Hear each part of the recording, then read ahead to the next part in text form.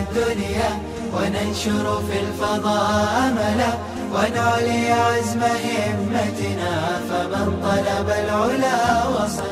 والعاقبة للمتقين والصلاة والسلام على سيد الأنبياء والمرسلين سيدنا وحبيبنا وحبيب رب العالمين محمد وعلى آله وأصحابه ومن هدى بهديه إلى يوم الدين. باب قول النبي صلى الله عليه وسلم تكون فتنة القاعد فيها خير من القائم. وبه قال حدثنا محمد بن عبيد الله قال حدثنا إبراهيم بن سعد عن أبيه عن أبي سلمة بن عبد الرحمن عن أبي هريرة رضي الله عنه وعنهم أجمعين قال إبراهيم وحدثني صالح بن كيسان عن ابن شهاب عن سعيد بن المسيب عن أبي هريرة رضي الله عنه وعنهم أجمعين قال رسول الله صلى الله عليه وسلم ستكون فتن القاعد فيها خير من القائم والقائم فيها خير من الماشي والماشي فيها خير من الساعي من تشرف لها تستشرفه فمن وجد فيها ملجأ أو معادا فليعذ به. وبه قال حدثنا أبو اليمان قال أخبرنا شعيب عن الزهري قال أخبرني عبد سلمة بن عبد الرحمن أن أبا هريرة رضي الله عنه وعنهم أجمعين قال رسول الله صلى الله عليه وسلم ستكون فتن القاعد فيها خير من القائم والقائم خير من الماشي والماشي فيها خير من الساعي فمن تشرف لها تستشرفه فمن وجد ملجأ أو معادا فليعد به.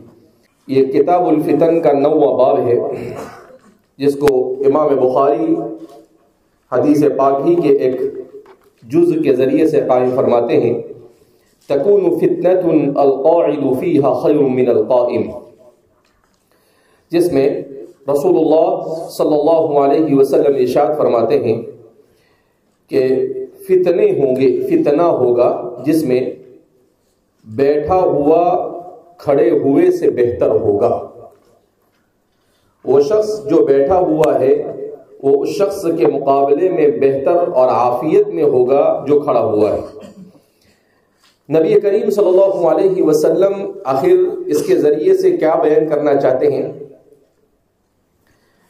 اس کا مطلب یہ ہے کہ میری امت پر فتنوں کا ایک ایسا زمانہ آئے گا جس زمانے میں آدمی جتنا زیادہ اپنے آپ کو لوگوں سے دور رکھے گا اتنا عافیت میں ہوگا، اور جتنا وہ لوگوں میں اپنے آپ کو مشغول رکھے گا اتنا اس کے لیے فتنے میں مبتلا ہونے کا اندیشہ رہے گا، جس کو رسول اللہ صلی اللہ علیہ وسلم نے اس طرح تعبیر کیا کہ بیٹھا ہوا یہ بھلائی میں عافیت میں ہوگا اس شخص کے مقابلے میں جو کھڑا ہوا ہے.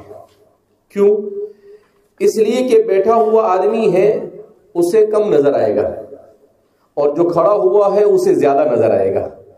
تو آپ صلی اللہ علیہ وسلم فرما رہے ہیں ایسا فتنہ ہوگا کہ جتنا ہو سکے اپنے آپ کو دنیا سے آنکھ چرا کر رکھنا، جتنا آپ اٹھ کر ان کو دیکھو گے بھی تو بھی آپ اس فتنے میں مبتلا ہو جاؤ گے. تو آپ صلی اللہ علیہ وسلم نے شدت فتن، کثرت فتن، اس کی طرف اس کے ذریعے سے کیا کیا ہے، اشارہ کیا. حدیث پاک میں ہے، امام بخاری اپنی سند متصل سے بیان کرتے ہیں حدثنا محمد بن عبید اللہ، کہ ہمیں بیان کیا محمد بن عبید اللہ نے، محمد ابن عبید اللہ ابن محمد، ان کے بارے میں آتا ہے کہ مولا عثمان ابن عفان الاموی قال، وہ فرماتے ہیں حدثنا ابراہیم ابن سعد، انہیں بیان کیا ابراہیم ابن سعد نے عن ابیہ، اپنے والد سے. ان کے والد کون ہیں؟ سعد ابن ابراہیم ابن عبد الرحمن بن عوف، سیدنا حضرت عبد الرحمن بن عوف رضی اللہ تعالیٰ عنہ کے پوتے ہیں. ابراہیم صاحبزادے ہیں اور ابراہیم کے بیٹے سعد ہیں، عشر مبشرہ میں سے ہیں. حضرت عبد الرحمن بن عوف عن ابی ہریرہ، اور روایت کرتے ہیں راویۃ الاسلام سیدنا و سید هذه الامہ حضرت ابو ہریرہ رضی اللہ تعالی عنہ سے قال کہ آپ نے فرمایا قال ابراہیم فرماتے ہیں وحدثنی صالح بن کیسان، اور مجھے بیان کیا صالح ابن کیسان نے۔ یہاں پر ابراہیم سے مراد کون ہے؟ ابراہیم فرماتے ہیں جو اس سے قبل بھی ان کا ذکر ہوا ہے، حدثنا ابراہیم بن سعد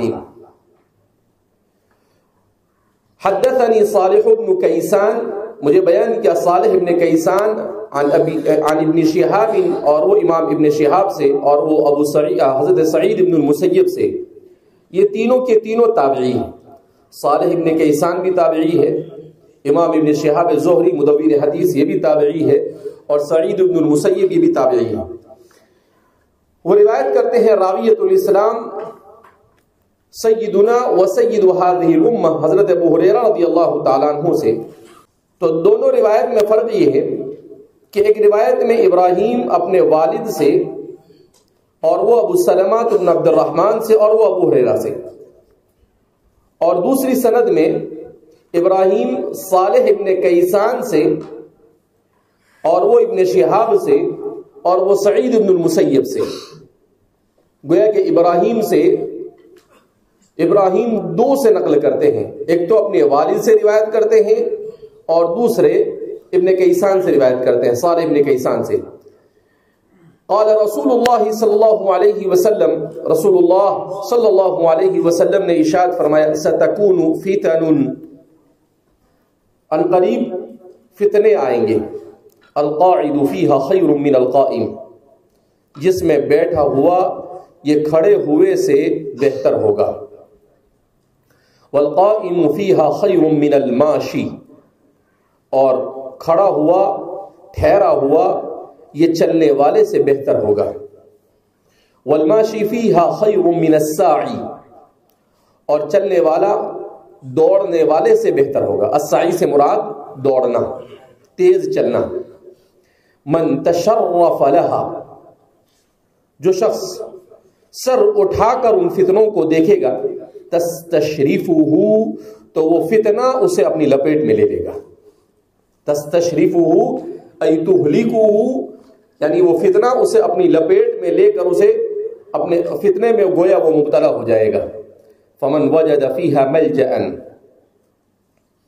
بس جو شخص بھی کوئی ٹھکانہ پائے، او معاذن، دونوں کا مطلب ایک ہی ہوتا ہے، لجأ اور عاذ کے معنی پناہ لینا، فلیعذ بہ، تو چاہیے کہ وہ اس پناہ گاہ میں چلا جائے۔ تو اللہ کے رسول صلی اللہ علیہ وسلم نے ایسے فتنوں کی طرف اشارہ کیا جن فتنوں میں آدمی کوشش کرے اس بات کی کہ زیادہ سے زیادہ شر اور برائی کی جگہوں سے اپنے آپ کو بچائے رکھے۔ یہ آپ صلی اللہ علیہ وسلم کی گویا کہ نصیحت اور وصیت ہے اپنی امت کو۔ اب اس طرح کے فتنے دو زمانے میں، اللہ رب العزت کا بڑا عجیب نظام ہے۔ بالکل اس وقت ذہن میں ایک نکتہ آ رہا ہے کہ ایک تو حضرات صحابہ کے زمانے میں ایسی صورتحال پیدا ہوئی، اور اب قیامت سے پہلے دوبارہ ایسی صورتحال پیدا ہو رہی ہے۔ حضرات صحابہ کے زمانے میں حضرت حذیفہ بن الیمان رضی اللہ تعالیٰ عنہ فرماتے ہیں رسول اللہ صلی اللہ علیہ وسلم نے ارشاد فرمایا کہ ایک دروازہ ہے، وہ توڑ دیا جائے گا اور اس کے بعد فتنے شروع ہو جائیں گے۔ تو سیدنا حضرت عمر بن الخطاب پوچھتے ہیں ٹوٹ جائے گا یا توڑ دیا جائے گا؟ تو حضرت حذیفہ فرماتے ہیں نہیں، توڑ دیا جائے گا۔ تو حضرت عمر سمجھ جاتے ہیں، حضرت عمر کہ بھئی میری شہادت ہونے والی۔ تو سیدنا حضرت عمر رضی اللہ تعالیٰ عنہ فرماتے ہیں کہ اس دن سے آپ نے دعا شروع کر دی، اللہم ارزقنی شہادتا فی بلدک،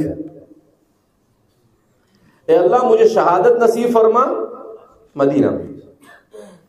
سیدنا حضرت عمر رضی اللہ تعالیٰ عنہ کے زمانے میں مدینہ میں شہادت یہ امر مستحیل نظر آتا تھا، اس لیے کہ کسی کی مجال کیا، جن کو دیکھ کر شیطان راستہ بدل دیتے تو انسان کیا ان کا مقابلہ کر سکتا ہے؟ تو بظاہر کوئی امکان نہیں تھا، لیکن اس کو کہتے ہیں اللہ کے ساتھ حسن ظن، اللہ پر توکل اور اعتماد اگر کوئی سیکھنا چاہے تو سیدنا حضرت عمر سے سیکھے کہ عجیب دعا کر رہے ہیں کہ مجھے شہادت دے اور تیرے نبی کے جوار میں دفن بھی فرما۔ بظاہر کوئی امکان نہیں، آپ کو فجر کی نماز کے لیے آپ نکلے تو آپ کی عادت تھی کہ آپ لوگوں کے گھروں کے سامنے سے گزرتے تھے اور لوگوں کو اٹھاتے ہوئے جاتے تھے، خلیفۃ المسلمین ہیں، اور کیا کہتے تھے؟ الصلاۃ خیر من النوم قد حانت وقت الصلاۃ، اے لوگوں چلو جلدی سے، نماز کا وقت ہو گیا۔ تو حضرت عمر کی آواز سن کر جو سوئے ہوتے سب پھٹافٹ اٹھ کے مسجد میں پہنچ جاتے تھے، اس لیے کہ ہمارے صحابہ بھی حاضری لیتے تھے، خود رسول اللہ صلی اللہ علیہ وسلم حاضری لیتے تھے۔ آپ صلی اللہ علیہ وسلم بعض مرتبہ کھڑے ہوتے، اپنے صحابہ پر نظر ڈالتے اور پھر پوچھتے این فلان، کیا بات ہے فلاں آدمی نہیں دکھ رہا؟ تو اگر وہ بیمار ہو تو صحابہ کہتے تھے اللہ کے رسول صلی اللہ علیہ وسلم وہ بیمار ہے، تو حضور ان کے لیے دعا فرماتے۔ اور اگر وہ کہیں سفر میں گئے ہو تو صحابہ کہتے تھے کہ وہ سفر میں گئے، اور اگر وہ نہیں آئے تو صحابہ کہتے ہیں کہ بھائی غیر حاضر ہے، یعنی صحابہ کہتے ہیں کہ بھائی پتہ نہیں کیوں آئے نہیں۔ تو پھر آپ صلی اللہ علیہ وسلم ان کے بارے میں دریافت کرتے کہ بھئی نماز میں کیوں نہیں آئے؟ تو اللہ کے رسول صلی اللہ علیہ وسلم کے اس طریقے کو حضرات خلفاء راشدین نے اپنایا۔ حضرت عمر رضی اللہ تعالیٰ عنہ مسجد میں پہنچے اور آپ نے نماز شروع کی اور تھوڑی دیر کے بعد آپ پر حملہ ہوا، اور بڑا سخت حملہ تھا، آپ گر گئے نماز پڑھاتے پڑھاتے۔ آگے صحابی کو آگے کر دیا، زخمی ہے، کسی نے نماز نہیں توڑی، سب نماز میں ہیں اور خلیفۃ المسلمین زخمی ہیں۔ ایک صحابی آگے بڑھتے ہیں، مختصر کر کر نماز پوری کر دیتے ہیں۔ حضرت عمر رضی اللہ تعالیٰ عنہ کا زخم دیکھا جاتا ہے تو آپ کو پیٹ میں سخت زخم ہو چکا تھا، آپ کو اگر کھانا دیا جاتا تو وہ باہر آ جاتا تھا۔ تو آپ نے پہلا سوال کیا کہ بھئی کون ہے مجھے مارنے والا؟ نہیں، آپ نے اس کو یہ حضرت عمر کی فکر، حضرت عمر رضی اللہ تعالیٰ عنہ یہ نہیں چاہ رہے تھے کہ کوئی مسلمان مجھے مارے، آپ کی فکر یہ تھی۔ تو حضرت عمر عبداللہ بن عمر سے پوچھتے ہیں کہ کون ہے؟ من القاتل، قاتل کون ہے؟ تو فرماتے ہیں عبد مغیرۃ بن شعبہ، کہ حضرت مغیرہ ابن شعبہ کا غلام ہے۔ تو فرماتے الحمدللہ ذاک المجوسی، کہا وہ مجوسی ہے نا؟ کہا جی۔ اصل میں وہ کچھ دنوں پہلے حضرت عمر رضی اللہ تعالیٰ عنہ کی خدمت میں آیا اور اس نے حضرت مغیرہ ابن شعبہ رضی اللہ تعالیٰ عنہ کی شکایت کی کہ میرے آقا مجھ سے زیادہ خدمت دیتے۔ تو حضرت عمر رضی اللہ تعالیٰ عنہ حضرت مغیرہ کو بلایا اور مغیرہ کو بلا کر کہا کہ بھئی غلام ہے تو کوئی بات نہیں، لیکن آپ اس سے زیادہ خدمت مت لو، ٹھیک ہے انسان ہے تو آپ اس کے ساتھ ترحم کا معاملہ کرو۔ اب آپ نے اس کا احسان کیا، اسی لیے کہتے ہیں کہ آدمی کسی پر احسان کرنے کے بعد یہ نہ سمجھے کہ یہ بہت اچھا آدمی ہے۔ اتقی شر من احسنت الیہ، حضرت علی رضی اللہ تعالیٰ عنہ کا مقولہ ہے کہ اتقی شر من احسنت الیہ، جس پر تو احسان کرے اس کے شر سے بچ۔ اتقی شر من احسنت الیہ، جس پر احسان کیا اس کے شر سے بچ۔ اس لیے کہ انسانوں میں بعض ایسے ہوتے ہیں جو الانسان عبد الاحسان، احسان کو مانتے ہیں، وہ اچھے انسان ہیں، لیکن بعض ایسے ہوتے ہیں کہ آپ احسان کتنا بھی کرو مگر وہ آپ کے ساتھ کبھی بھلائی نہیں کریں گے، وہ آپ کے ساتھ برائی کریں گے۔ یہ اسی قبیل سے تھا مردود۔ تو اس کو اچھا نہیں لگا، کہا کہ اتنا ہی کیوں کہا کہ بھائی اس سے کام کم لو؟ تو کیا حضرت مغیرہ کو سزا دیتے؟ ایسی کوئی چیز تھی نہیں کہ آپ کو سزا دے. تو اسی وقت اس نے تھان لیے اور کوئی جملہ بڑھاتے ہوئے وہاں سے کیا ہو گیا، وہ نکل گیا. تو اس نے کیا کیا، وہ بڑا ماہر تھا نیزے بنانے کا، ہتھیار بنانے کا. تو اس نے ایسا نیزہ بنایا جس کے دونوں طرف سے دھاردار. عام طور پر ایک ہی طرف ہوتا ہے، اس طریقے سے مارا جاتا ہے دونوں طرف سے. اور اس کو لے کر اس کو معلوم تھا حضرت عمر کا معمول کیا ہے، اور اندھیرے میں، اس زمانے میں لائٹ وائٹ تو ہوتی نہیں تھی، اندھیرے میں محراب کے اندر میں جا کے کیا ہو گیا، وہ چھپ گیا. اور جیسے آپ نے نماز شروع کی اس نے آپ پر پوری طاقت سے وار کر دیا. بہرحال آپ اس کے بعد شہید ہو گئے. تو حضرت عمر رضی اللہ تعالیٰ عنہ کی شہادت کے بعد کس کو خلیفہ بنایا جائے، یہی مسئلہ کھڑا ہوا. حضرت عمر نے شورا بنائی اور اس شورا کے اندر میں آپ نے عشر مبشرہ میں سے جو قید حیات تھے ان تمام صحابہ کو رکھا. البتہ اپنے بہنوئی تھے حضرت سعید ابن زید، تو حضرت سعید ابن زید کو آپ نے باہر کر دیا. کہا کہ بھی میرا رشتہ دار ہے، میرا رشتہ دار شورا میں نہیں رہے گا، یہ نہیں چاہیے. ایسا کر کر آپ نے ان کا انکار کر دیا. اور باقی حضرت عبد الرحمن بن عوف، حضرت سعد بن ابی وقاص، حضرت علی، حضرت عثمان، حضرت طلحہ بن عبید اللہ، حضرت زبیر بن العوام، ان سب کو آپ نے رکھا. حضرت ابوبکر کا تو انتقال ہو چکا تھا. تو عشر مبشرہ میں سے حضرت ابو عبیدہ بن الجراح سب کو رکھا آپ نے. ابو عبیدہ بھی شہید ہو چکے تھے. حضرت ابو عبیدہ کا بھی انتقال طاعون امواس میں، تو عمر کے زمانے میں ان کا انتقال ہو گیا. تو حضرت ابو عبیدہ بھی شہید ہو گئے. تو حضرت ابو عبیدہ نہیں تھے، حضرت ابو بکر نہیں تھے، اور سعید بن زید تھے. روایت میں آتا ہے، کل ہی میں نے اتفاق سے پڑھا. تو ان کو الگ کر دیا کہ بھائی آپ کو رہنا نہیں، ان کو الگ کر دیا. اور خود حضرت عمر، تو اب 6 آدمی رہے. ان 6 لوگوں کی آپ نے شورا بنائی اور کہا کہ آپ مشورہ کر کر آپس میں جس کو چاہے خلیفہ بنا دیں. پھر عبد الرحمن بن عوف اور صحابہ نے یہ طے کیا کہ حضرت زبیر نے حضرت علی کے حق میں اپنی رائے دے دی کہ بھئی حضرت علی جو کہیں گے وہ مجھے منظور ہے. حضرت طلحہ نے حضرت عثمان کو دے دیا کہ بھئی حضرت عثمان جو کہے وہ مجھے منظور ہے. اور حضرت عثمان نے حضرت عبد الرحمن کو دے دیا کہ بھئی آپ جو کہیں وہ ہمیں منظور ہے. پھر حضرت عثمان نے حضرت علی رضی اللہ تعالیٰ عنہ کو بھی اعتماد میں لیا عبد الرحمن نے، اور کہا کہ بھئی ایک کام کرو، آپ کی رائے بھی میرے حوالے کر دو، میں امانت داری سے جیسا ہوگا ویسا میں. اس کے بعد آپ مسلمانوں میں آپ نے چکر لگائے. جو ذمہ دار قسم کے ذہین اور فطین علماء اور فضلاء جو تھے بڑے بڑے صحابہ میں، ان لوگوں سے ایک ایک کو جا کر ملے تنہائی میں اور ان سے رائے معلوم کی. اس کے بعد کچھ عامت الناس کو بھی آپ ملے. تو آپ نے دیکھا، آپ نے 2 آدمی کے بارے میں رائے لی کہ حضرت عثمان کو بنایا جائے یا حضرت علی کو بنایا جائے. تو جو ذہین قسم کے لوگ تھے اور عام تھے، اکثریت کی رائے حضرت عثمان کے حق میں کہ حضرت عثمان کیا ہونے چاہیے، خلیفہ ہونے چاہیے.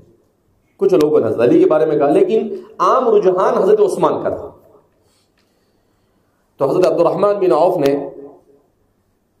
ہمارے مدینہ کے شیخ ہے شیخ حامد اکرم البخاری، آتے رہتے ہیں اپنے یہاں بخاری، وہ حدیث کا جو پروگرام ہوتا ہے اس میں. اتفاق سے ابھی آج سنیچر ہے نا، کل ہی جمعہ تھا، کل ہی انہوں نے خطبہ دیا. تو اس خطبے میں اس موضوع کو چھیڑا ہوں. تو اس میں انہوں نے بڑی اچھی ایک بات بیان کی. انہوں نے کہا کہ اصل میں حضرت ابو بکر یہ نرم تھے، حضرت عمر سخت تھے، حضرت علی بھی سخت اور حضرت عثمان نرم.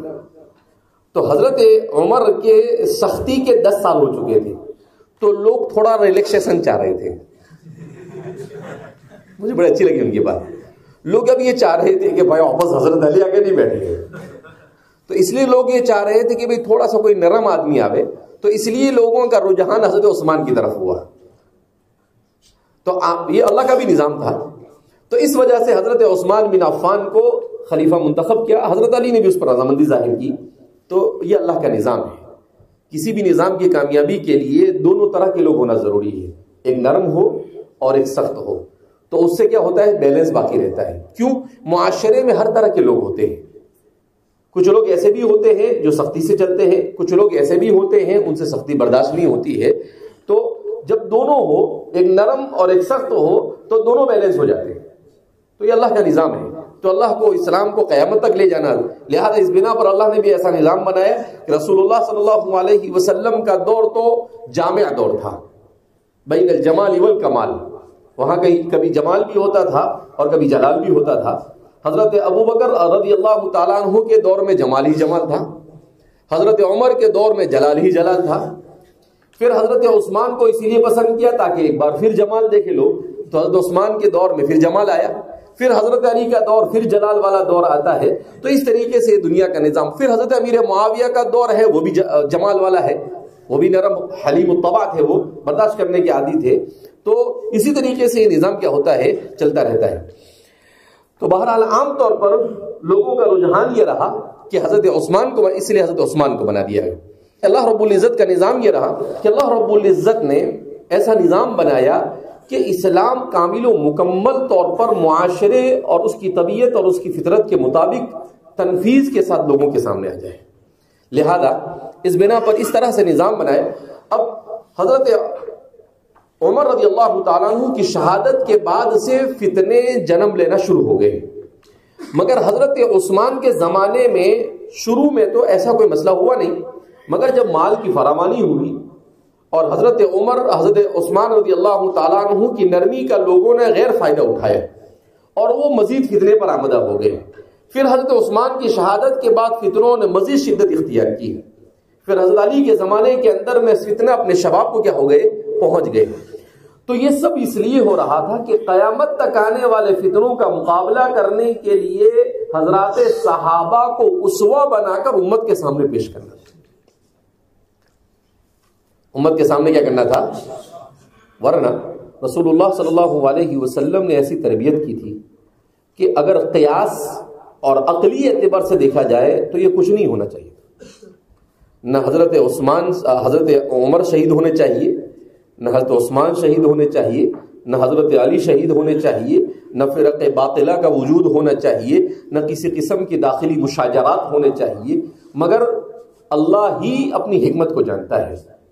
لہذا اللہ رب العزت نے حضرات صحابہ کی موجودگی میں ان تمام ہر قسم کے ظاہری فتنے، باطنی فتنے، علمی فتنے، فکری فتنے، مسلمانوں کے آپس اختلاف کے فتنے، ہر طرح کے فتنے اس طرح سے ظاہر ہو گئے تاکہ یہ چیزیں صرف کتابوں کی حد تک اور علم تک باقی نہ رہے، بلکہ عملی طور پر اور پریکٹیکلی طور پر کس طرح سے ان فتنوں سے نمٹا جاتا ہے وہ سامنے آ جائے. عوام کے لیے بھی، خواص کے لیے بھی، مسلمان حکام کے لیے بھی، مسلمان علماء کے لیے بھی، اور ہر طبقے کے لیے. تو عملی طور پر اللہ رب العزت نے کہہ دیا تھا اِنَّا نَحْنُ نَزَّلْنَا الذِّكْرَ وَإِنَّا لَهُ لَحَافِظُونَ. تو یہ سارا اس کا انتظام ہو رہا ہے. تو اللہ کے رسول صلی اللہ علیہ وسلم نے بہرحال کہہ دیا کہ دیکھو فتنے آئیں گے، بیٹھا ہوا یہ اچھا ہوگا کھڑے ہوئے سے، اور جو آدمی کھڑا رہے گا وہ چلنے والے سے بہتر رہے گا، اور جو چلنے والا ہے وہ دوڑنے والے سے بہتر ہوگا. جو بھی سر اٹھا کر اس کو دیکھے گا وہ فتنہ اس کو بھی اپنی لپیٹ میں لے لے گا. اب ہمارے زمانے میں بھی یہی صورتحال کہ بہرحال فتنے اپنے عروج پر ہیں، مگر بارہا ایک ہی بات کہی جاتی ہے کہ آدمی یہ کوشش کرے یا تو آپ خیر کے لیے استعمال ہو جائے یا اب خاموشی اختیار کریں. یا تو آپ خیر کے لیے یا خاموشی اختیار کریں.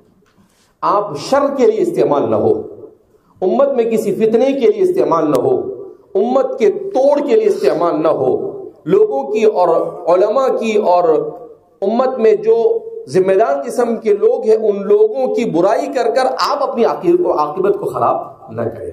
لہذا اپنے آپ کو فتنوں کے لیے کھڑا کرنا بہت ضروری ہے. ملک شام کی اس فتح کے بعد ایک نئی امید کی کرن جاگی ہے. ایک طرف تمبو میں کھڑبڑاہٹ مچی ہے اور دوسری طرف ایک تمبو کے اندر میں خوشی ہے. علماء کی ایک بڑی جماعت کا کہنا یہ ہے کہ شام کی یہ فتح در حقیقت اسلام کے عروج کا آغاز ہے انشاءاللہ، اور دوسرے تنبو میں، باطل تنبو کے اندر میں کوہرام مچا ہوا ہے کہ یہ آخر جیتے کیسے۔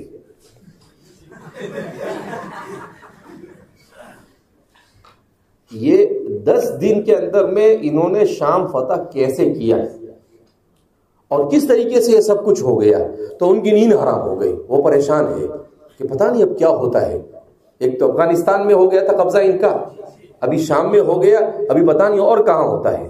احادیث مبارکہ کی روشنی میں ایسا معلوم ہوتا ہے کہ شام کی اس فتح کے بعد عراق کے اندر میں تبدیلی آئے گی انشاءاللہ، عراق کے بعد یمن میں تبدیلی آئے گی، اور یمن کی تبدیلی کے بعد پوری دنیا کے اندر میں اسلام ایک مرتبہ پھر اپنے عروج پر پہنچے گا انشاءاللہ۔ تو اس لیے کل ملک شام کے ایک عالم کا بڑا اچھا چھوٹا سا جملہ ان کا نصیحت کا میں نے پڑھا، مجھے بڑا اچھا لگا۔ انہوں نے لکھا کہ میں مسلمانوں کے تعلیمی اداروں سے ایک درخواست کروں گا کہ وہ اپنے طلباء کو آنے والے عروج کے زمانے میں مسلمانوں کی رہنمائی اور رہبری کے لیے تیار کریں۔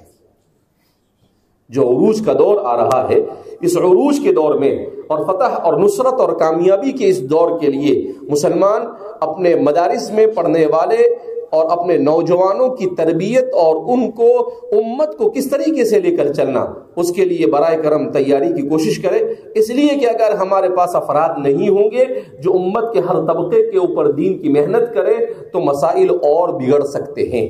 الدنیا دار الاسباب، یہ دنیا دار الاسباب ہے، یہاں پر اسباب کا اختیار کرنا کیا ہے، بہت ضروری ہے۔ لہذا اس بنا پر ہم پر اور آپ پر یہ بڑی ذمہ داری آ رہی ہے کہ ہم کس طریقے سے اس فتح اور نصرت کے دور کو ہضم کر پاتے ہیں، اور کس طریقے سے ہم اس نصرت اور فتح کے دور میں جس میں ہم داخل ہونے جا رہے ہیں اپنے آپ کو اسلام کی سربلندی کے لیے استعمال کر سکتے ہیں۔ اس کے لیے ہمیں کوشش کرنا ہے۔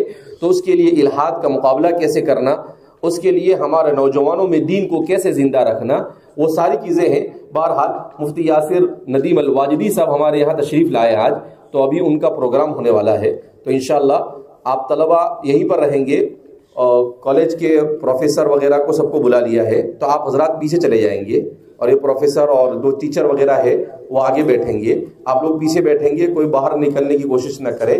ابھی 15-20 منٹ میں ان کو لے کر آؤں گا، اور اس کے بعد ان کا پریزنٹیشن ہوگا۔ انہوں نے مجھے بتایا ہے کہ سائنٹزم کیا ہے، کہ سائنس کے راستے سے الحاد اور بے دینی کو کیسے عام کیا جاتا ہے، کہا اس کے اوپر میرا محاضرہ دینے کا کیا ہے ارادہ ہے۔ میں نے کہا کوئی بات نہیں، جو بھی ہو طلبہ کے لیے الحاد کا مقابلہ کرنے کے لیے کیا کرنا ہے آپ، تو یہ جو بھی چیزیں کی جا رہی ہے یہ صرف اسی لیے کیا جا رہا ہے تاکہ آپ امت کی صحیح رہنمائی اور رہبری کے لیے تیار ہیں۔ سمجھ